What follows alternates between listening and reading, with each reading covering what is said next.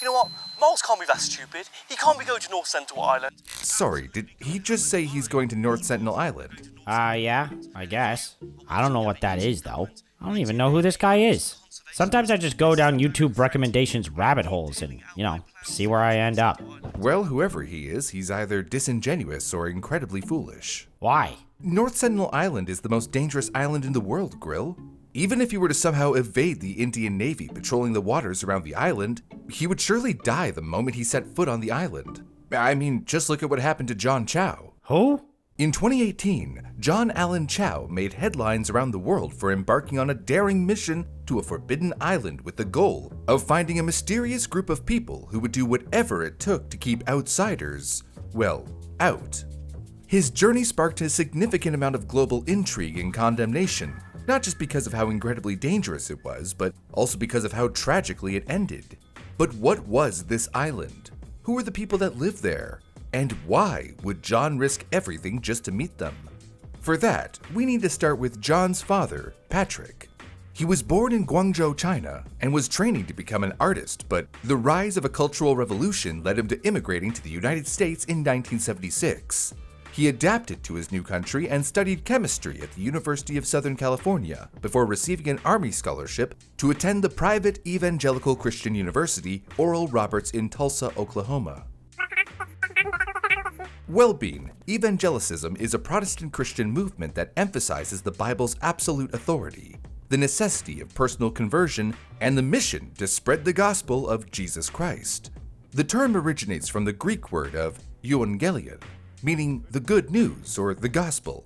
Evangelical Christians believe in the Great Commission, which involves spreading the teachings of the New Testament through faith. As stated in the Bible, Matthew 28:19 says, "Go, therefore, and make disciples of all nations, baptizing them in the name of the Father, and of the Son, and of the Holy Spirit." So while Patrick was there, he began devoting himself to the religion as well as his studies and declared himself a Christian. But it's said that he wasn't fully on board with the university's evangelical roots. It was during this time that Patrick met Linda Adams, a professor at the university who he later married in 1985. Together, they had 3 children, Brian, Marilyn, and John. While Patrick veered away from Christianity, he was glad that it still led Linda and the kids. And when the family moved to Vancouver, Washington, for Patrick to open a psychiatry practice, Linda became a leader in a local Christian church and the children attended the private Vancouver Christian school. It was this evangelical teaching and Christian base for his life that would create a desire within John to bring the gospel to the most unreached people in the world. Most unreached? He could have done that anywhere, right? Well, probably, but when John was just a child, he stumbled upon an illustrated book with the tales of Robinson Crusoe in his father's study that sparked what would become a lifelong love for adventure. It is a harrowing tale of a man shipwrecked on a remote South American island for 28 years, encountering a range of unfamiliar and dangerous peoples and tropical things. John told his family that he wanted to live in a place just like the island described in the book. Something that he could have never anticipated at that early age is how this dream would land him on one of the most untraversed and unwelcoming shores in the world. Eventually, he realized that Robinson Crusoe was slightly above his reading level at the time. After struggling my way to read it with early elementary school English, I started reading easier, kid-friendly books, John later explained. Among those books were Hatchet and the Sign of the Beaver, the latter of which sparked the young imaginations of him and his brother to paint their faces with wild blackberries and tramp through our backyards with bows and spears we created from sticks. John's father, Patrick, found his way back to his artistic roots when John was growing up and lined the walls of their home with idyllic landscapes that he created. And after John read the Chronicles of Narnia, The Voyage of the Dawn Treader, he immediately went to touch one of his father's paintings in particular, depicting a 3-masted ship on a stormy sea, to see if he could be transported to Narnia. "I think this painting helped spark adventure in my young soul," John recalled in an Instagram post, a platform where he shared many photos from his adventures. His family would spend weekends camping and hiking, pastimes he continued on his own as he got older. And in one Instagram post from June 18th, 2017, he wrote, "Why do I hike? To see but a brief glimpse of the glory of the Creator." Aside from solo treks into the woods, his first big experience took place in 2008 when he went on a school trip to Mexico to assist in the construction of an orphanage. When he got back home, he shared a short sermon on the importance of not being lukewarm in living out the Christian faith. Using Bible verses, he emphasized how, as a believer, we can't stay on the same path that we had before becoming Christians. Instead, we need to totally change and be prepared to allow Christ move in our lives and follow what Christ calls to do. This visit to Mexico did a few things for John that would seal his fate. It clearly grew his faith, cemented within him a desire to be set apart, and stirred that childhood longing for adventure, so much so that when he got home, he started to look into places that could give him that same feeling, but to a much more extreme extent. And that's how we get to what became John's ultimate evangelical calling, and a mission that he was willing to die for. His search led him to a missionary database known as the Joshua Project, their list of the world's most unreached people groups, and finally to the North Sentinel Island, the most dangerous island in the world. Located in the Bay of Bengal between India and Myanmar, North Sentinel Island is one of the 200 archipelago islands known as the Andamans.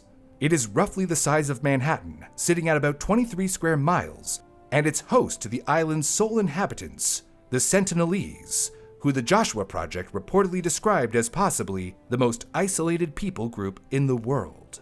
A bunch of uncontacted people on a small remote island. And let me guess, the island was a vast junglescape too, just like that book? You guessed it. Oh man, this guy's screwed. No way he's not going.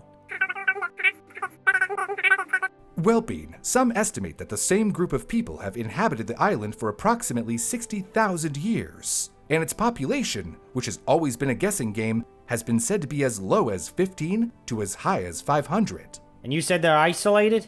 Meaning they have very little, if any, knowledge of the world outside of their little island. Meaning no one had ever, as far as they knew, been able to share any type of religious teaching to the Sentinelese. Okay. But how on earth did they manage to stay unbothered by the rest of the world for thousands of years? Well, from what we've seen over the past 200 years or so, they are very against visitors and will, more than likely, attack with clearly intended violence, using spears and bows and arrows against anyone who tries to approach their shores. They don't want to be contacted. Oh, okay. But most of them uncontacted people from way back in the day tried to fight off colonializers too. What made these guys so special? It was likely due to the size of the island and its geography. It was so small and secluded from neighboring islands that it was probably not worth the effort for most colonizers to set their sights on. It is also surrounded by coral reefs and doesn't have any natural harbors. The island's near impossible entry did not deter the reckless few who still dared to try, and against all odds, some have even managed to make it, risking far more than they bargained for. Like John's gonna do? Yes and no. I think John knew exactly what he was, bargaining for when he decided to make his trip. The oldest documented reference of the Andaman and Nicobar Islands as a whole was made in the 13th century by the Venetian explorer Marco Polo. He described the islanders, though not specifically the Sentinelese people, as resembling dogs and referred to them as cruel and treacherous. And the first documented account of North Sentinel specifically was from 1771 by a British surveyor with the East India Company, John Ritchie, as his ship sailed by the island on a hydrographic survey mission. He wrote, "If we may judge from the multitude of lights seen upon the shore at night, it is well inhabited." But then, in March 1867, an administrator by the name of J.N. Humphrey traveled past the island in search of escaped convicts. He didn't step foot on the island, but some of the islanders were seen on the coast as he sailed by. Convicts? Yes. After the British gained control of the Andaman Islands, they began colonizing them and set up a penal colony in 1789. The same year as the previous sighting, something unnerving happened that really laid out an understanding of who the island's inhabitants were. And it all started when an Indian merchant ship called the Nineveh became wrecked on the reef surrounding the island. There were 86 passengers and 20 crew who managed to escape the vessel and take a boat to the beach. At first, they likely thought they'd come across a lush jungle island where they could try to survive until help arrived. That was until the third morning. Uh-oh. Yep. The castaways had scrounged together a makeshift breakfast and were sitting down to eat it when an attack came out of nowhere. The captain quickly escaped to the wrecked ship and was picked up days later by a ship headed to Myanmar's coast. He later wrote that they were perfectly naked, with short hair and red painted noses. Their arrows appeared to be tipped with iron. The ship's crew and passengers who remained on the beach were forced to fend off their attackers with sticks and stones. Everyone managed to survive until they were rescued by a Royal Navy vessel. Hey, at least these shipwreck guys weren't hurt. But I mean, if they had been, they could have just reached out to Morgan & Morgan for a settlement and potentially made bank. What are you talking about? You know, America's largest personal injury law firm. These guys went big. The crew could have sued those islanders' insurance companies so bad. Grill, the Islanders are an isolated and protected people group. They wouldn't have been able to sue— Okay, maybe you're right in this case. But if you're not a Westerner encroaching on an isolated and protected group of people's way of life and are ever seriously hurt, your injury could be worth millions. A Morgan & Morgan case in Florida ended in a settlement of $12 million, which is 34 times the highest insurance offer. And in Philadelphia, another case went home with 40 times the highest insurance offer at $26 million. And that was only within the last couple of months for victims involved in life-altering car crashes. Okay, wow, that is a lot. Right? And they don't settle for lowball offers. Instead, if you become their client, they will fight to get you what you deserve. And you don't even have to pay these guys unless you win. If God forbid you ever seriously get injured, your case could be worth millions. And you're only a few clicks away from potentially changing your life. It's so easy. You can start your claim now with Morgan & Morgan at forthepeople.com/brew, found in the description below, or by scanning the QR code on screen from your phone's camera. Thank you, Morgan & Morgan, for sponsoring today's video. As for these Sentinelese people, correct me if I'm wrong, but they seem to have a pretty extensive history of violence towards newcomers. And meanwhile, this John guy still wants to make the island his home? Sounds like some pretty crappy roommates to me.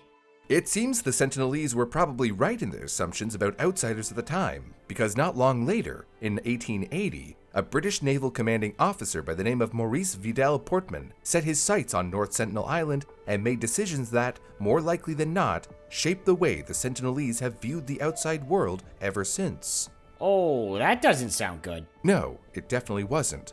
I'm almost afraid to ask what this guy did, but I can't not know now. So, first, you need to know that Portman was appointed as the officer in charge of dealings with the peoples of the Andaman Islands in 1879 and acted as a colonial administrator and superintendent of the Andaman Island Penal Colony. He did some pretty untoward things during his time posted in the Andaman Islands. For one thing, he often forced them to pose naked for photographs and made very detailed notes of the size and shape of their private parts. He also seemed to believe it was his job to try and civilize the Andaman Islanders, often by force.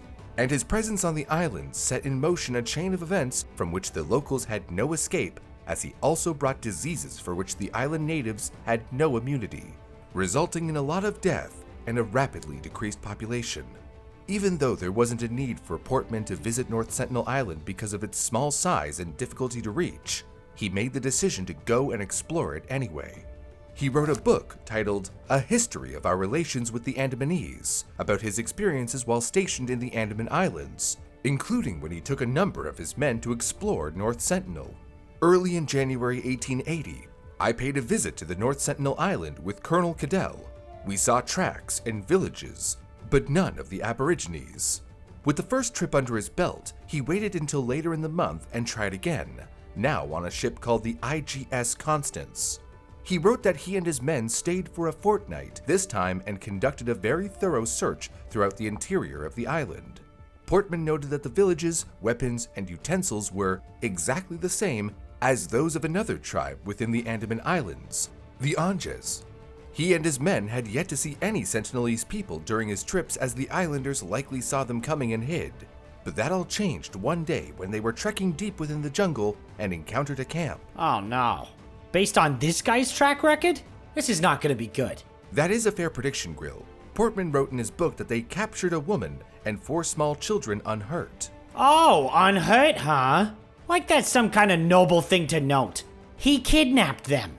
Portman kept the women and the children on his ship for a number of days before he decided to release the woman and one of the children back to the island, with, as he put it, a quantity of presents, consisting of coconuts, children's toys, and blankets. Gifts? Was that supposed to make up for taking the friends and family hostage? Commander Portman wasn't quite finished his dehumanizing and detrimental escapades through the island just yet. With the 3 of the 4 previously taken children still in his care, he and his men came across an old man with his wife and child in the middle of the jungle during his next visit. He and the rest of his men were positioned around the family, and when the man raised the bow he was carrying and aimed it at the head of the lieutenant standing next to Portman, one of the other men in his party jumped on the man's back, throwing off the arrow's aim. Portman took the opportunity to take the 3 islanders back to his ship with him, again, unhurt. Ugh. He then brought all 6 of the captured Sentinelese back to his house in Port Blair, the capital of the Andaman and Nicobar Islands, for a number of days before they started becoming very sick.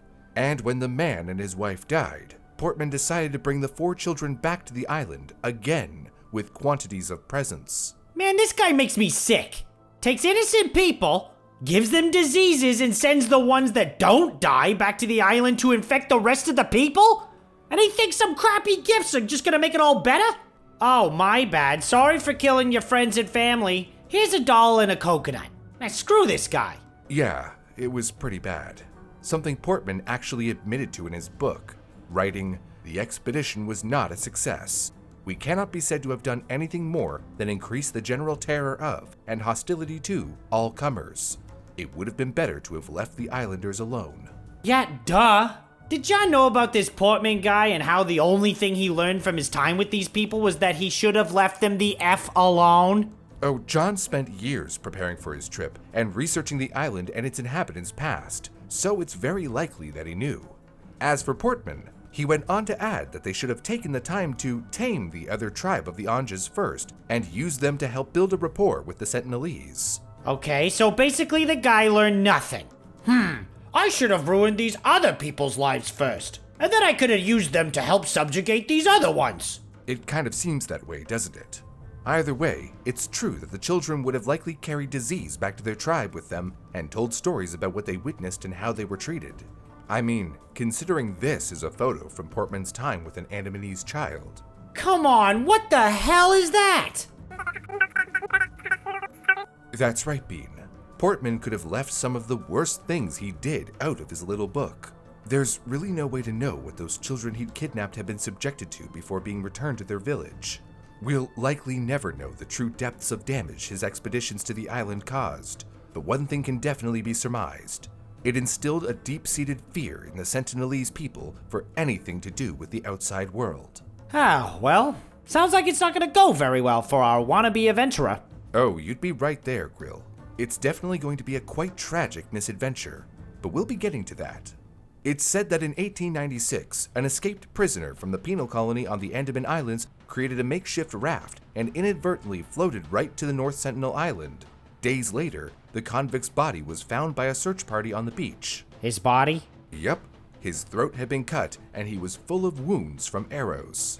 Maurice Vidal Portman left his posting in the Andaman Islands in 1901, and North Sentinel seemed to remain untouched for a long period of time after that. Then, India gained independence from British rule, and the Andaman and Nicobar Islands became a Union territory of India in 1947.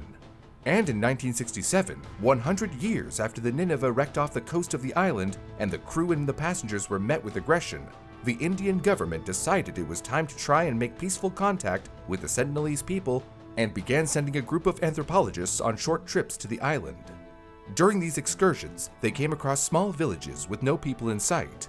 The islanders were clearly hesitant to welcome the team after their last encounter with Portman and his men. Well, no wonder. And it seems like this team of anthropologists didn't understand how immunity and diseases worked, as they, like Portman, left gifts of cloth and candy, among other things, for the Sentinelese.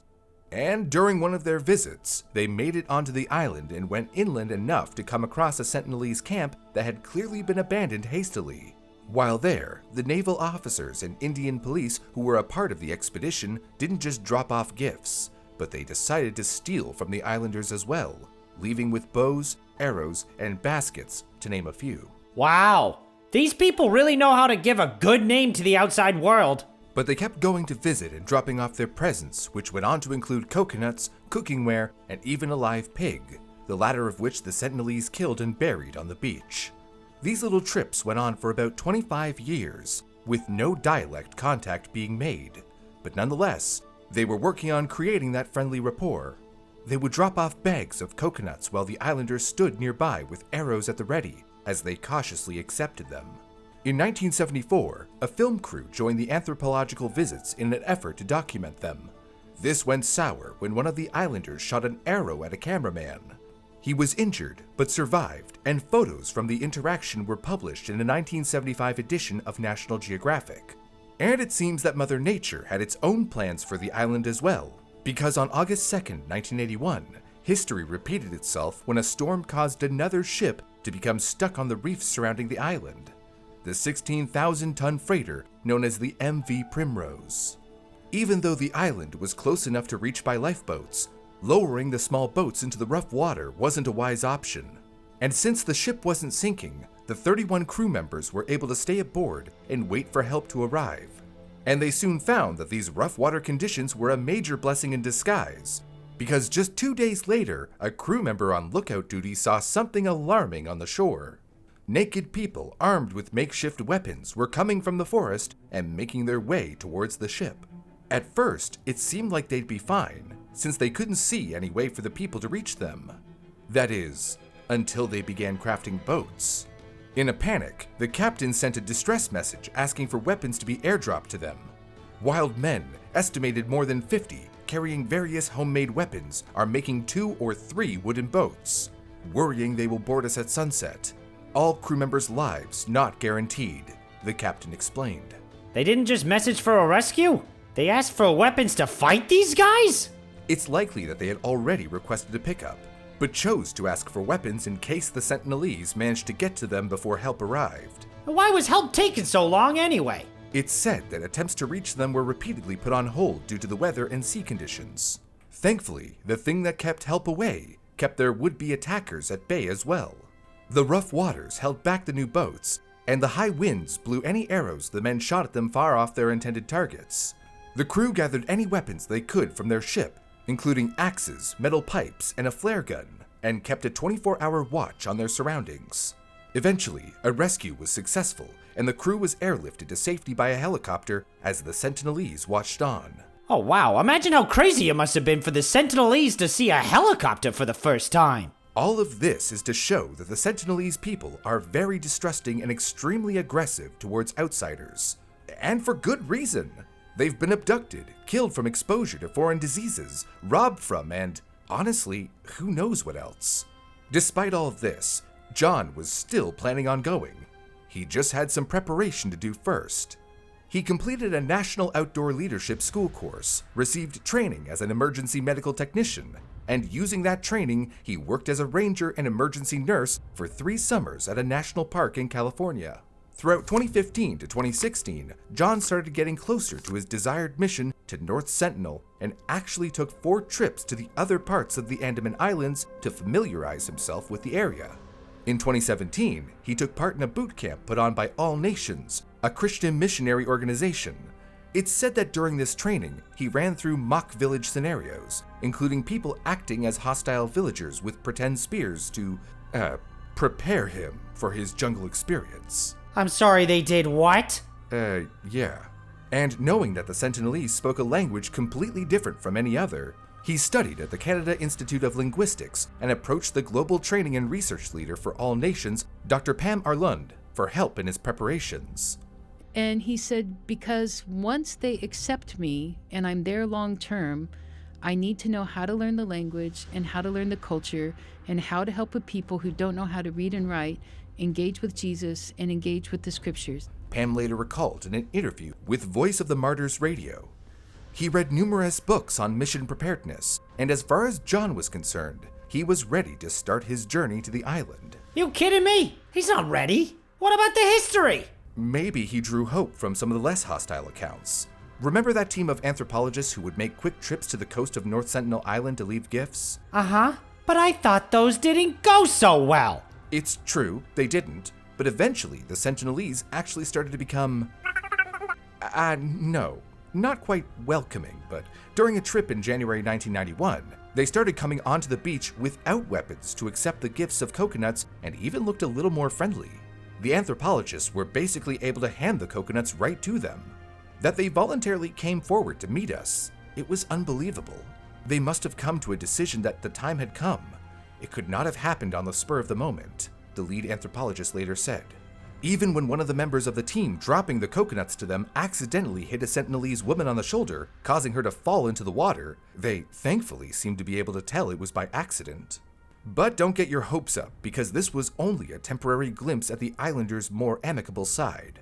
Oh, and remember that shipwrecked freighter from 1981, the Primrose? Well, since it was beyond repair and had to be left where it sat, in 1991, the Indian government gave a shipbreaking company permission to salvage the ship's metal. When they first arrived, it's reported that the islanders went to the beach and started shooting arrows at the workers. But the workers had a police escort who, at the first sign of arrows, fired gunshots in the air as a warning. And a couple days later, a number of Sentinelese men took canoes and began approaching the ship. We were skeptical and scared and had no other solution but to bring out our supply of bananas and show it to them to attract them and minimize any chance of hostility, the leader of the salvage team later explained in an interview. He said that the Sentinelese took the bananas and came up on board, where they began frantically looking around for smaller pieces of metal scrap. Okay, so that seems to be a successful interaction. Maybe John wouldn't have such a hard time after all? Not so fast. In 2006, a small fishing boat floated towards the island after its anchor gave way. It was carrying 2 fishermen who had likely passed out from too much drink and didn't hear nearby fishermen shout warnings to them. Their boat washed up on the shore, and the 2 men were then attacked and killed by the Sentinelese people. Well, again, how did John expect this to go well? And those anthropologamists? Anthropologists. Whatever. They spent 20 years trying to make peace with the people and had one okay-ish meeting. Didn't he have any mentors or anything? Anyone to tell him, yo, bad idea, buddy? Well, John was pretty set on his decision and spent almost 10 years getting ready. I don't think he would have listened to anyone telling him to stop at this point. But John did have a role model, but he probably wasn't who you had in mind. Oh yeah? Oh. Missionary Jim Elliot, who, along with his wife, their infant daughter, and a group of other missionaries, set up base in the Ecuadorian jungle and went about making contact with a previously hostile and uncontacted tribe, the Huarani, in the mid-1950s. They set up a communications base camp where the wives would remain while the men took a small plane to go back and forth on trips to drop gifts to the tribespeople. They came up with a way to put the presents in a basket that was then lowered by a rope to the ground and would be gathered back up once all was accepted from within. The Huarani were amazed by the aircraft and appreciated the gifts of a knife and a machete, and thought they should give something back. That's right, they gave a tribe that was previously known to be hostile weapons. But these first attempts at contact seemed to be working, and the Huarani even put gifts of a talking parrot and cooked monkey meat back in the basket for them. And after 15 weeks of flying overhead, including a number of weeks of peaceful and fruitful exchanges with the tribespeople, Jim and his fellow missionaries were excited that their plans were working, so they found a place along the river to land, about 4 miles away from the settlement. The tribespeople heard the plane land and went to investigate, and honestly, this first face-to-face contact couldn't have gone better. But unfortunately, even though everything ran smoothly at first, one seemingly harmless act would turn it all into a nightmare. The Huarani watched from the forest as the missionaries set up camp and got settled. Then, 3 days later, on January 6, 1956, they came out of the jungle and met with them. The first meeting, filled with hand gestures for communication and more gifts for the tribespeople, was caught on camera by one of the missionaries that was safely delivered to the base camp and their wives for safekeeping the following day. Like John would go on to do, Jim Elliot had studied linguistics before arriving in Ecuador, and his aim, like John's, was to learn the Huarani language and translate the Bible into a language the tribespeople would understand. Jim had actually learned a few words of the Huarani language back at their base camp from a girl named Dayuma, who had fled the tribe 7 years before. Unfortunately, those few words didn't help when the team made the decision to show a photo they had of Dayuma to the tribespeople. They had never seen a photograph before, and thought it meant that these missionaries had killed and eaten her. They suddenly became very afraid that they would be next. So, the Huarani people devised a plan to attack. But Jim and his fellow missionaries had no idea what the tribespeople were saying to each other and continued thinking all was going smoothly. One of the men even radioed his wife back at base to tell her, "Looks like they'll be here for the afternoon service. Pray for us. This is the day.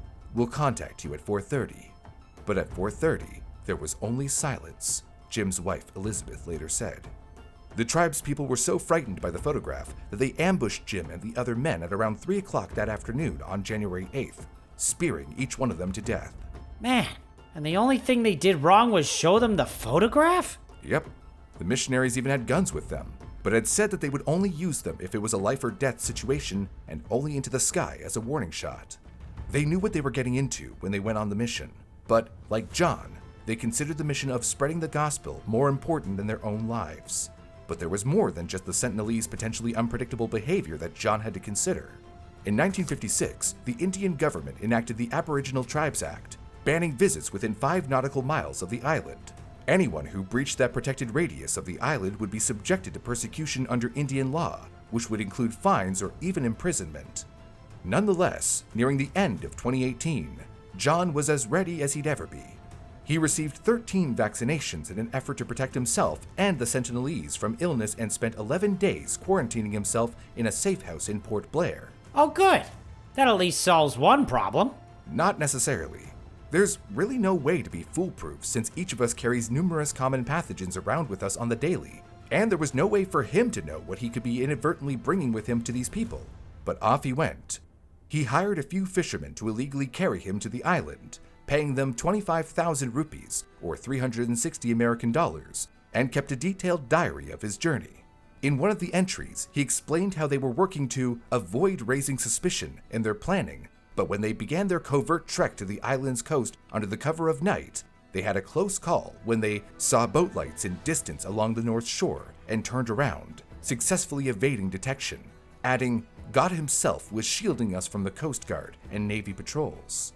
They reached the island early in the morning, and as daylight broke, John, with the help of his companions, jumped in the shallows and brought his 2 pelicans and kayak onto the northern point of the cove. Then he attempted to make contact in a kayak loaded with gifts. Oh boy, we've seen this story before. He wrote that 2 armed Sentinelese came rushing out yelling at me. They had 2 arrows each, unstrung, until they got closer. I hollered, "My name is John. I love you and Jesus loves you." But then, when the men began stringing their arrows, fear washed over John. He panicked and threw 2 fish that he had caught towards them as a peace offering. But they didn't slow down, and he quickly paddled his kayak away from the danger. The islanders grabbed the fish, and John turned and paddled like I never have in my life, back to the boat. John was disappointed by the lack of hospitality he was shown. In his journal, he thanked God for choosing him to deliver the good news to the people of North Sentinel Island and prayed for protection, because he wasn't deterred from trying again. What? But they made it very clear that he's very unwelcome. Well, in John's eyes, he didn't prepare for almost 10 years for nothing. So he tried again, this time with more substantial gifts like tools and supplies. At first, the islanders laughed at his attempts to mimic their language, but all laughter quickly went out the window when the situation turned dangerous. The kayak was getting near some shallow coral. The islanders saw that and blocked my exit. Then the little kid with a bow and arrow came down the middle. Oh no. John figured that this was it, so he got up and out from his kayak and started to preach from the Bible to the people surrounding him. He came nearly face to face with an unarmed man and gave him a bunch of scissors and gifts. Okay, that's a start. But John was far from danger. He lost his kayak to the tribespeople, and then a child that came from behind the adults drew his bow and arrow and sent an arrow flying directly towards his chest.